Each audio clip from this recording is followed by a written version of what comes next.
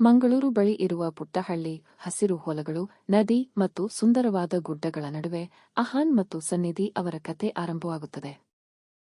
ಅಹಾನ್ ಬಡ ರೈತನ ಮಗ, ಆದರೆ ಕನಸು ದೊಡ್ಡದು.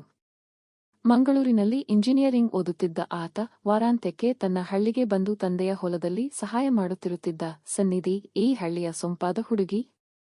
ಖಾದ್ರಿ ಕಾಲೇಜಿನಲ್ಲಿ ಓದುತ್ತಿದ್ದಳು, ಆದರೆ ಹಳ್ಳಿಯ ಸೌಂದರ್ಯ ಮತ್ತು ಸಂಸ್ಕೃತಿಯನ್ನೇ ಹೆಚ್ಚು ಪ್ರೀತಿಸುತ್ತಿದ್ದಳು. ಒಮ್ಮೆ ಹೊಲದ ಹತ್ತಿರ ಅಹಾನ್ ತನ್ನ ಮೋಟಾರು ಬೈಕ್ ಸರಿ ಮಾಡುತ್ತಿದ್ದಾಗ ಸನ್ನಿಧಿ ಅಕ್ಕರೆಯಲ್ಲಿದ್ದ ಕಿಂಡಿಯಲ್ಲಿ ತನ್ನ ಕಾಲು ಜಾರಿ ಬೀಳುತ್ತಿದ್ದಳು. ಅಹಾನ್ ತಕ್ಷಣ ಓಡಿ ಬಂದು ಆಕೆಯನ್ನು ಹಿಡಿದನು. ಕಣ್ಣು ಕಣ್ಣಿಗೆ ಸೇರಿದ ಕ್ಷಣವೇ ಹೃದಯಗಳಲ್ಲಿ ಏನೋ ಬದಲಾವಣೆ ಆಯಿತು.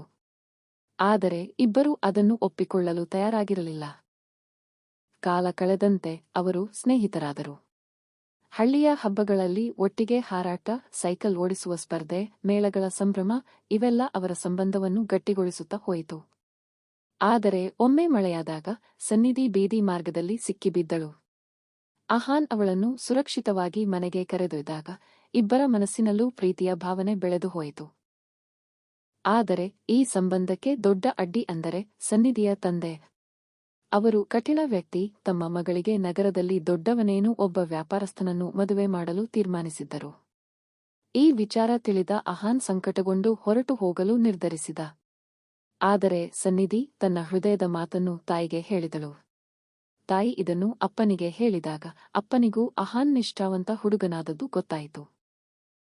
ಆದರೆ ಈ ಕೊನೆಗೆ ಹಳ್ಳಿಯ ಸಂಭ್ರಮದ ಹಬ್ಬದಲ್ಲಿ ಅಪ್ಪನಿಗೆ ಅಹಾನ್ ಮತ್ತು ಸನ್ನಿಧಿಯ ಪ್ರೀತಿಯ ಸತ್ಯ ಅರಿವಾಯಿತು. ಸನ್ನಿಧಿ ತಂದೆ ಅಹಾನ್ ನೊಂದಿಸಿ ಅವನೊಬ್ಬ ಸರಿಯಾದ ಹುಡುಗ ಎಂದು ಒಪ್ಪಿಕೊಂಡರು. ಮಳೆಯ ತಂಪಾದ ಸಂಜೆ ಅಹಾನ್ ಮತ್ತು ಸನ್ನಿಧಿ ನದಿಯ ತೀರದಲ್ಲಿ ಕೈ ಹಿಡಿದು ನಿಂತಿದ್ದರು. ಸೂರ್ಯನ ಕೆಂಪು ಬೆಳಕು ಅವರ ಪ್ರೀತಿಯ ಹೊಸ ಅವತಾರಕ್ಕೆ ಸಾಕ್ಷಿಯಾಯಿತು. ಪ್ರೀತಿ ಶಾಶ್ವತ, ಅದು ಶುದ್ಧ ಹೃದಯಗಳನ್ನು ಸೇರಿಸುತ್ತದೆ.